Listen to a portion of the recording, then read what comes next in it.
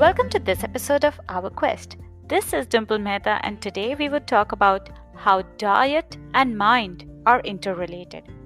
Please do subscribe to the show so that you get the latest episodes first. I am truly grateful to you for taking out the time to listen to these podcasts, and I hope this further contributes towards your growth. If you like the episode, give us a quick rating on Apple Podcast. That helps the episode to organically reach more people who might find it useful and beneficial. You can also screenshot and share on Instagram and tag us at dimple.ourquest. More people can then listen and benefit from these. Joining us today for this discussion is Neha Chohan. Neha has worked in marketing and e-commerce for last 15 years with leading brands in Singapore and UAE. And something happened that she went into body transformation herself and came out super strong. She made a remarkable change in her lifestyle, mindset, and physique goals, became a certified nutritionist and a level 3 personal coach from the National Academy of Sports Medicine, and co-founded Ninja Fit Warriors, Dubai. Ninja Fit was created to educate and train people the Ninja way.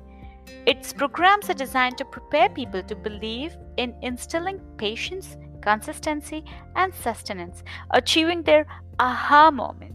So here she is to educate us how diet and mind are interrelated. Welcome to the show, Neha. Thanks, Dimple. Thank you so much for having me here. And I'm really happy to be sharing the space with you. Love what you're doing with our quest and looking forward to talk about the topic we have today. It holds a lot of value in my life, in my day-to-day life, is because I've been there and gone through this entire thing of mind and diet with my own transformation that I'm ready to dive straight in. Lovely. I'm super excited for the same. So, diving straight into the first question. Yes. What do we understand when a person follows a particular diet? Cool. So I think before I address that about understanding diet, let's talk about the word diet. Yeah. Right? It's considered cool in some aspects. It's considered a completely terribly looked down upon. Sometimes a punishment to thing. somebody. Exactly. Yeah. And talking of that as an example, whenever I'm out for dinner with my extended family, they're like, again, you're on a diet. And I'm like, okay. And then they're like, it's just one day, enjoy. Now, what makes you think I don't enjoy this? What makes you think that my diet is restricted? All of that. But what does a diet really mean? It's something that we consume every day in the form of food and drinks. It's something that I follow for my body type, and it doesn't mean that you're eating less or more. It means that what you are eating is for yourself. So keeping all that in view, people have different diets basis their food allergies, their health conditions. Some have ideological beliefs. Some like to follow the fads that move around them and trial them out, and some just do it for religious beliefs. So people follow diets for varied reasons. So some people also experiment with many diets, as I was saying. The internet has a wealth of information, and what I sometimes don't really understand is why do people follow these different diets without understanding what they actually are doing to their bodies. It's great. At one point, I followed many such fad diets when I was struggling to figure out what that right balance for me is.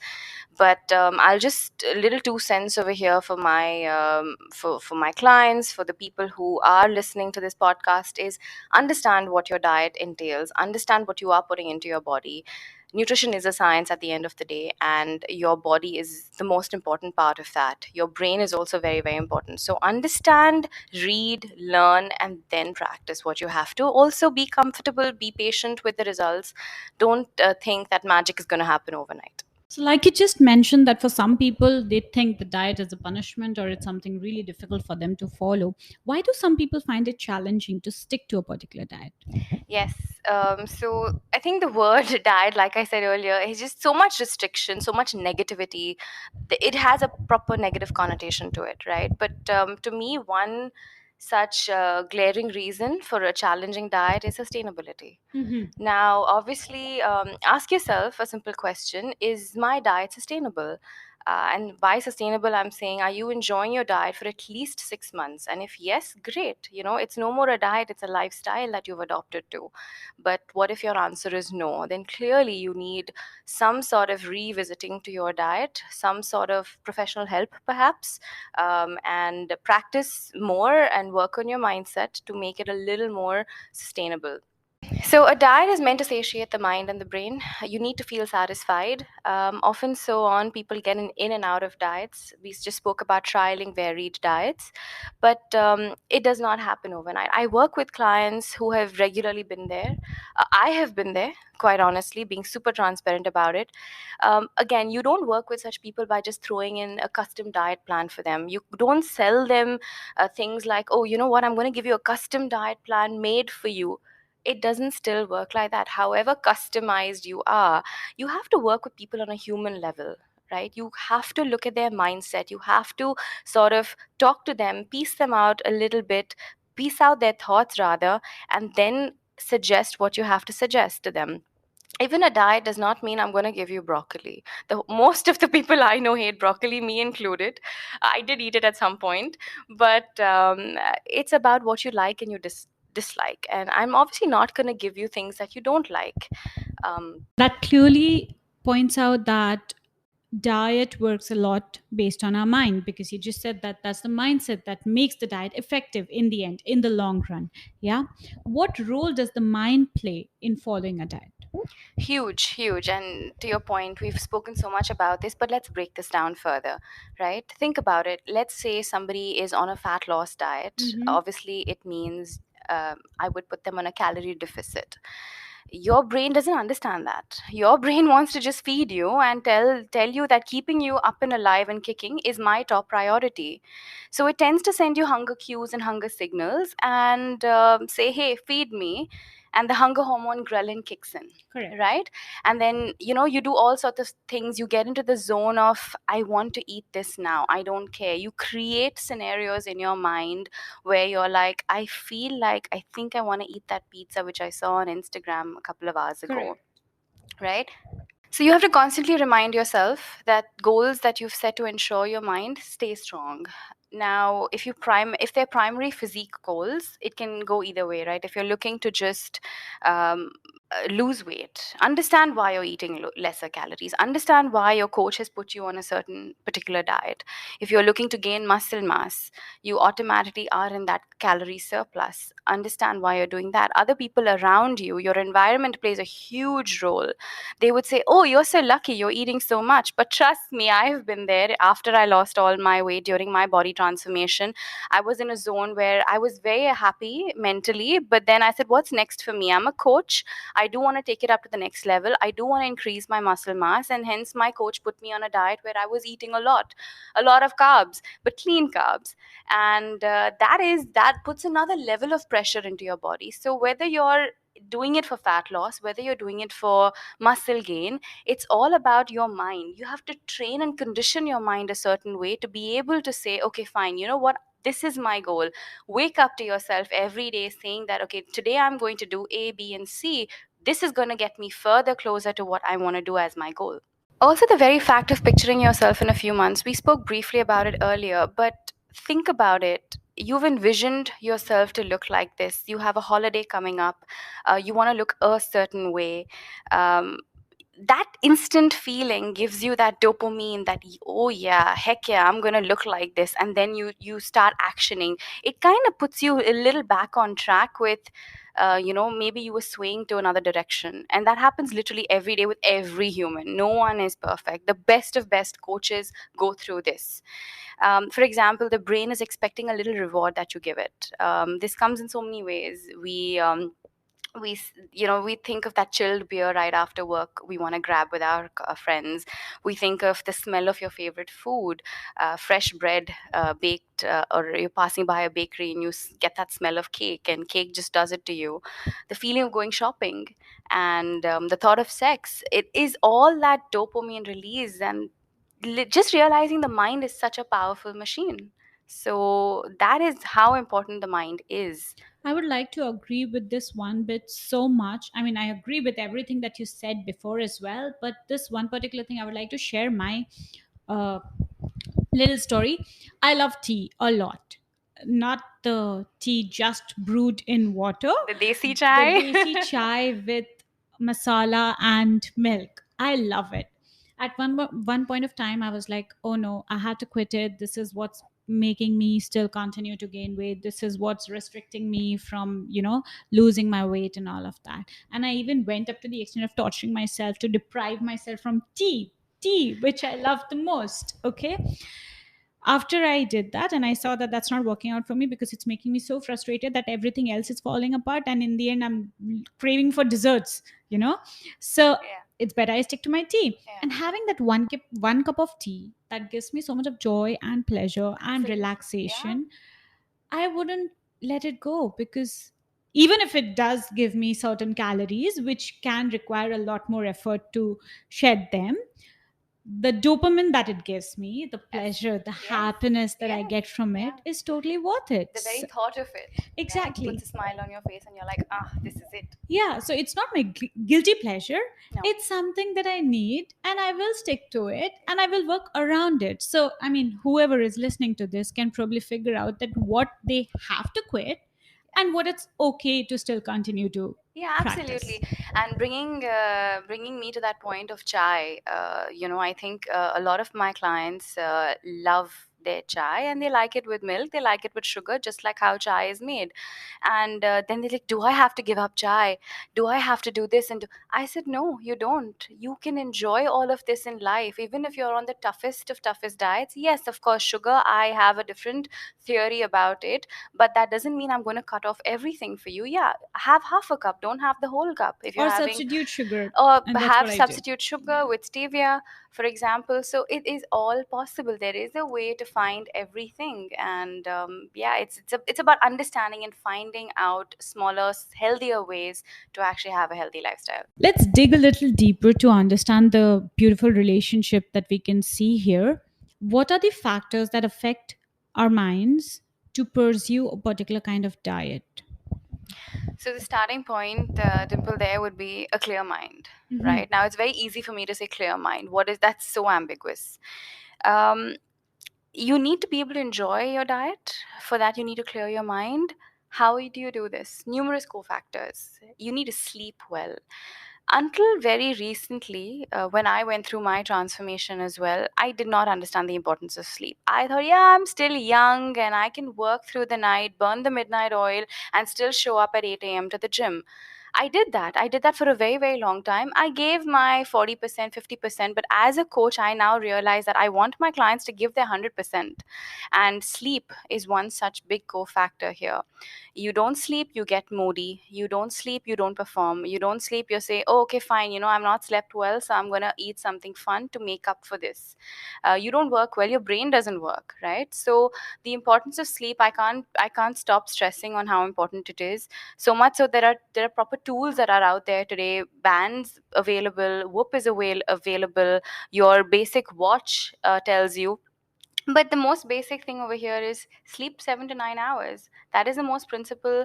That's the biggest principle that I've seen that works for a healthy mind Since ages. since ages. Yeah. Yes, I mean, back then we never had Instagram. Obviously, we're going to bed with Instagram today. If we don't watch 30, 40 reels, then oh, something's missing, right? So I think that's a very, very important thing. We can talk about sleep separately, but there are so many factors within sleep that are so helpful for one to actually practice good sleep. Our REM sleep, our deep sleep, everything is just literally broken down today, and you understand the science of sleep as well, how everything is correlated within our body.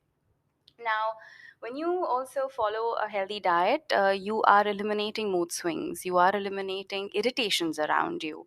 A great thing about diet is a good diet and a healthy diet is it reduces symptoms of anxiety and depression. Now, this is a huge statement I've just made. Another important thing is it's as basic as it sounds: eat calmly and mindfully. I almost giggled when I heard this, the old Neha, because I would eat like there is no tomorrow. Like eat in the sense quickly.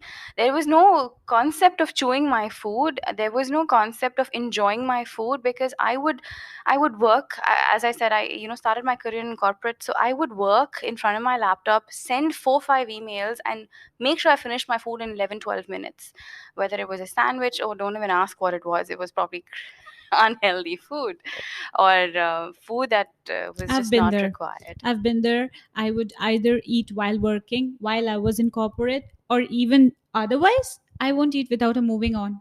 Like I have to binge watch something while putting something into my mouth. This changed ever since I saw my baby eating and enjoying the food. When I saw that when he's eating, he is totally focused on what he's eating and he is totally enjoying it. That taught me that's the way you're supposed to eat. And that's when I made this change, switch the TV off. While I'm eating, I'm not watching the TV. Yes, absolutely. No, I completely agree with it. Eating calmly and mindfully has been taught to us in every nutrition course. It is written out there. It is practiced by many people. I practice it today, and I realize that talking on the phone with somebody, watching something fun is still okay. You're deviating your mind. Your mind is still pretty calm. You're enjoying yourself and you're enjoying your food. I would say watch what you're eating, watch your plate, have a look at it. Tell yourself that, oh, nice, I like the food that I'm eating today. Rather than just hurry and just get it out of the way, you will not feel satisfied. Your brain needs to be in that mode that, okay, yes, I have enjoyed my food, I have eaten something, so I feel great. So yeah, rest your cutlery down. Switch channels or put a podcast, listen to our quest.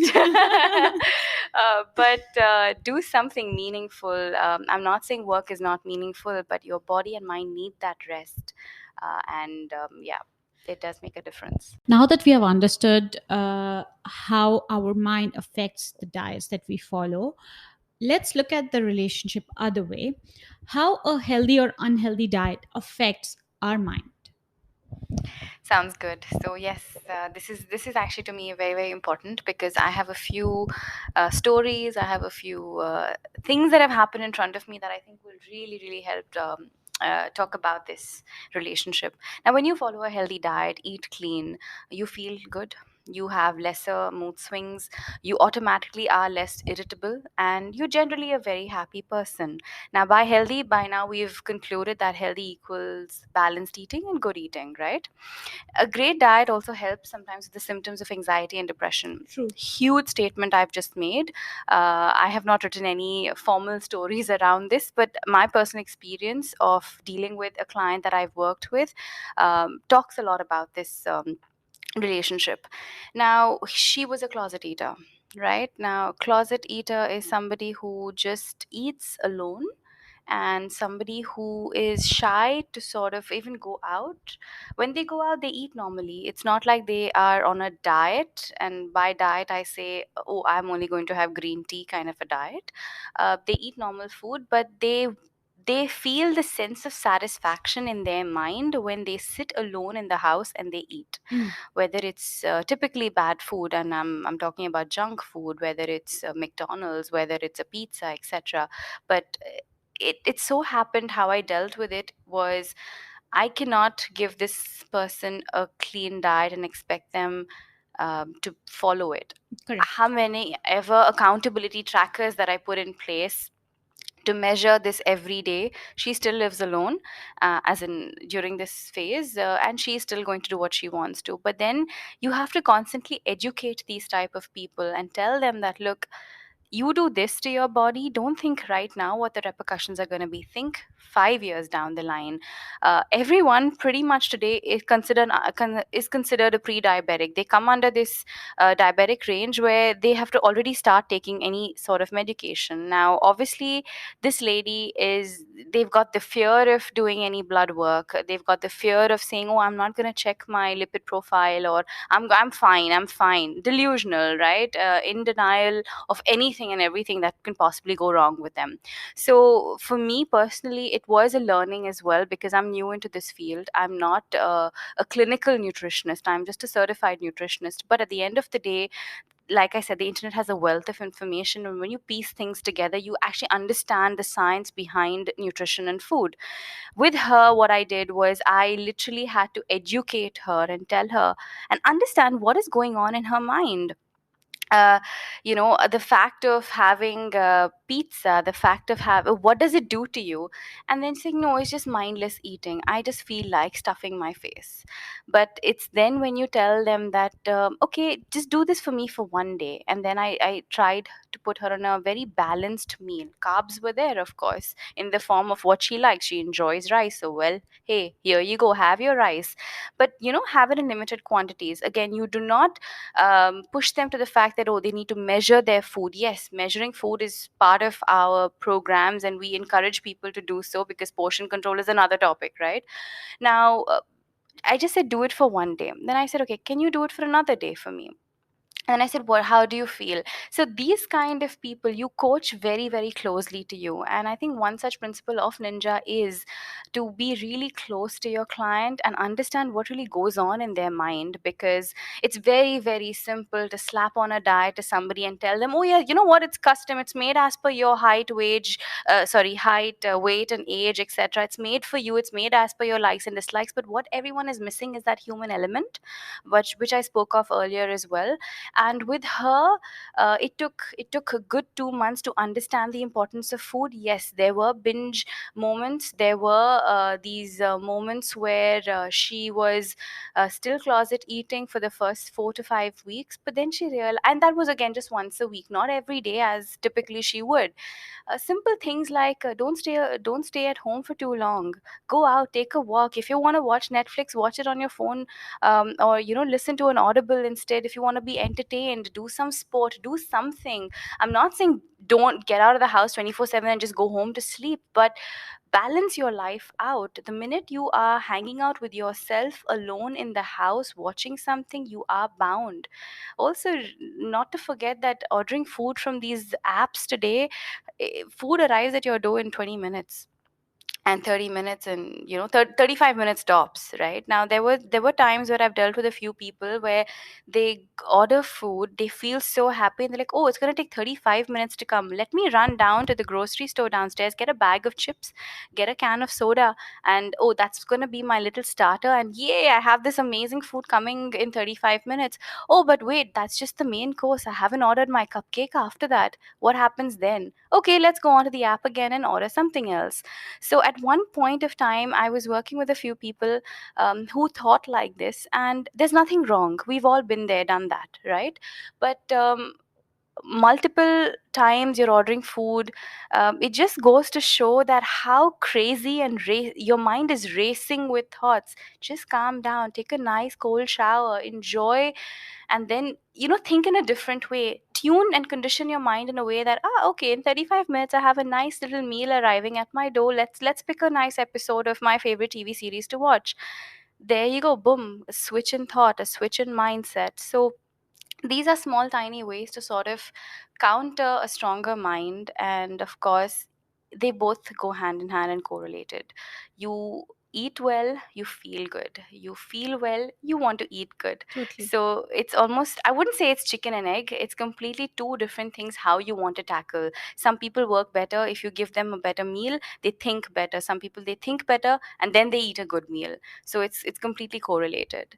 Another thing about emotional eating, it's so popular, and it's happened to many people. I would raise my hand in a very transparent way and say I have also done it. Working with in the corporate field, it just stresses you out so much. Or if you're in a shift job, it stresses you out so much.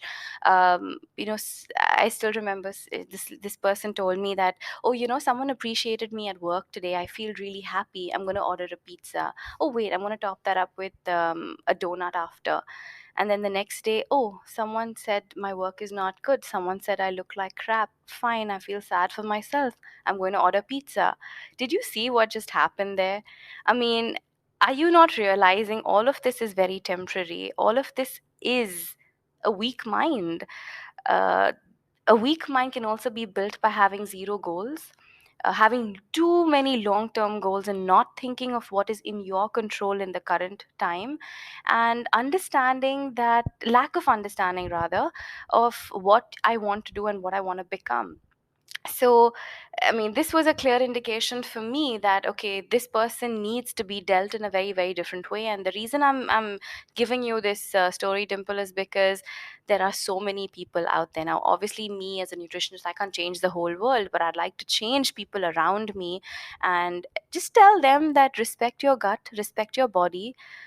You are what you eat at the end of the day. Very common line, but it is so much, there is so much truth in that one line, and you will be a very happy person. In Hindi, there's a saying, "Jaisa khaoge an, vaisa rahega man," which basically means what you put inside your stomach decides your mind frame, which is exactly what you beautifully explained now. And you even pointed out that gut also has its own mind. I didn't know that. It is an eye opener. And it's true that so many people out there are struggling with so many challenges of their own, but we rarely stop to pay attention towards what we are eating and how we are taking care of our mind, and how just our diet and just our mind can change the entire outlook of what our life is going to be from the very next moment. So this is huge and this is deep and so beautifully explained by you. Thank you so much for that. Thank you so much, Dimple. It was a nice little chat that we had. I thoroughly enjoyed it, talking about my experiences, my clients, and how we deal with these warriors at Ninja Fit. For me, I think a key takeaway, as cliched as it sounds, is honestly you have to be sustainable, you have to be consistent. You've heard this everywhere. Possibly you're looking at a quote on Instagram everywhere, you're getting an email, things like that. But there is so much truth to this. Sit down, sit back, relax, focus. Now be consistent, and consistency comes with planning. You don't plan, you will not reach your goals. Planning comes with a system. I'm not trying to complicate things over here, but break them down and realize for yourselves. And I also want to say that it is so important to respect what you do, what you want to do, and make sure you have a thorough, clean, clear mind before setting out there and trying to achieve everything without having a proper plan to it. Lovely. Thank you Thank so you. much. Welcome to this episode of Our Quest. This is Dimple Mehta, and today we will talk about how diet and mind are interrelated. Please do subscribe to the show so that you get the latest episodes first. I am truly grateful to you for taking out the time to listen to these podcasts, and I hope this further contributes towards your growth. If you like the episode, give us a quick rating on Apple Podcast. That helps the episode to organically reach more people who might find it useful and beneficial. You can also screenshot and share on Instagram and tag us at dimple.ourquest. More people can then listen and benefit from these. Joining us today for this discussion is Neha Chohan. Neha has worked in marketing and e-commerce for last 15 years with leading brands in Singapore and UAE. And something happened that she went into body transformation herself and came out super strong. She made a remarkable change in her lifestyle, mindset, and physique goals, became a certified nutritionist and a level 3 personal coach from the National Academy of Sports Medicine, and co-founded Ninja Fit Warriors, Dubai. Ninja Fit was created to educate and train people the Ninja way. Its programs are designed to prepare people to believe in instilling patience, consistency, and sustenance, achieving their aha moment. So here she is to educate us how diet and mind are interrelated.